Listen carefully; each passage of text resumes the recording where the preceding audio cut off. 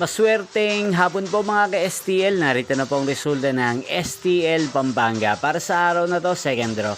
December 28, 2025, araw ng linggo.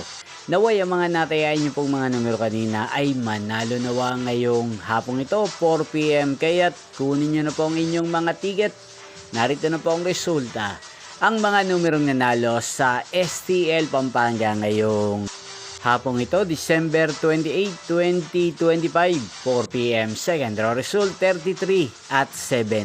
In exact order. Again, 33 at 7.